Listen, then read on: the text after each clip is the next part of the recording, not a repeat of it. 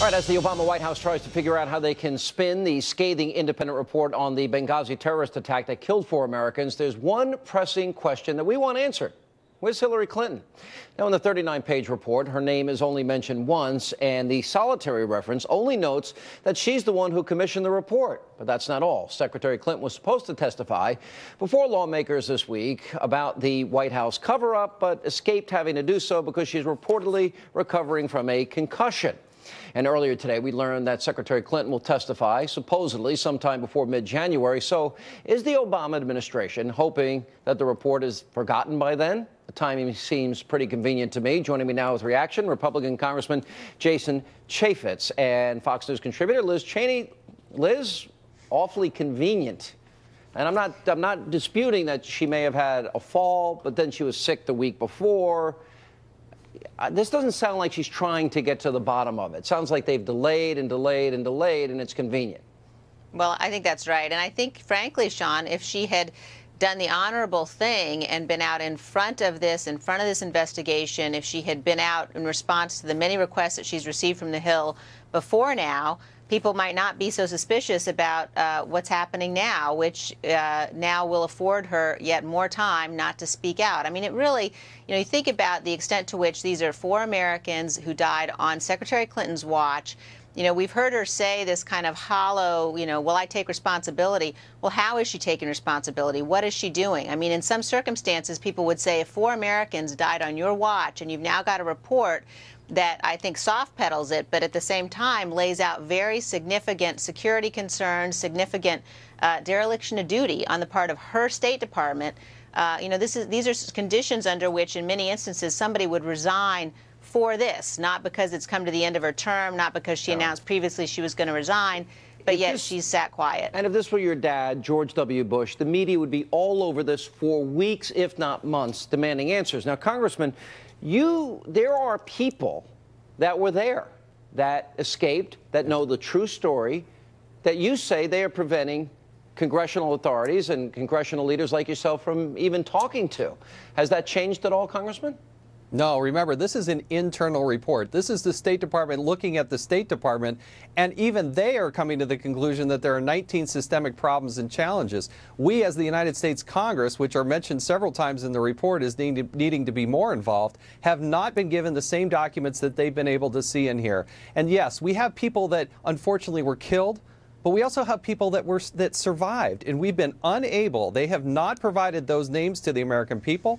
They have not let the country know from what state they come from, and we certainly have not been able to engage and talk to these people. All right. I know somebody that I've spoken to that has spoke to a person that was there, Congressman, and I understand that you have also had some contact through an intermediary that are telling me, and I'm not sure if they told exactly what they told you, that we were lied to from the very beginning.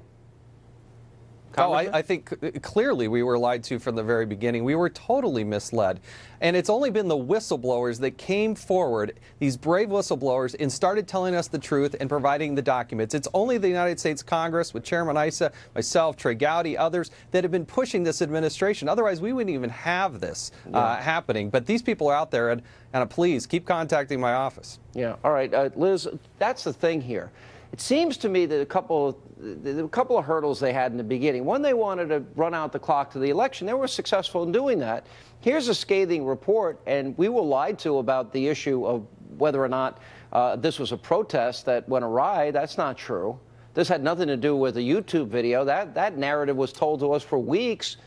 These are outright lies. There was no evidence to support it. There are people on the ground. How were they able to hide this from the American people up to and including the election? And does that become a bigger scandal if they were hiding it for the election? Well, I think clearly they were hiding it for the election, and I would add to the very significant concerns here the fact that not a single person has been held accountable, not a single terrorist.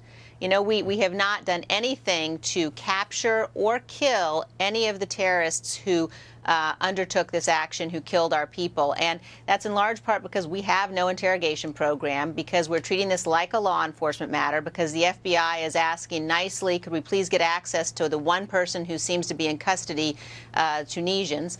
But we have done nothing to actually bring anybody to justice for these murders. So, this is really a four-part scandal. It is a four-part cover-up. And, the American people need to recognize how serious this is.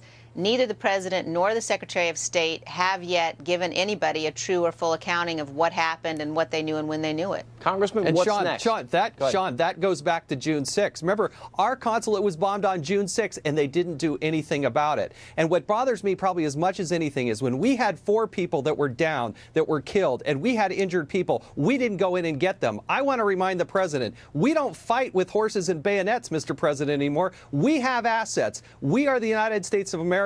We did not unleash our military to go in and save those people. Despite what the president said, he did not do that. So this is not the end by any means. I promise you, as we turn the corner into next year, whether Hillary Clinton is, if Hillary Clinton's not the Secretary of State, I still think she has to come before Congress. If she's a private citizen, she still needs to come before the United States Congress. Is it possible the president lied, Congressman? Do you think it's possible he consciously lied to save himself for re-election?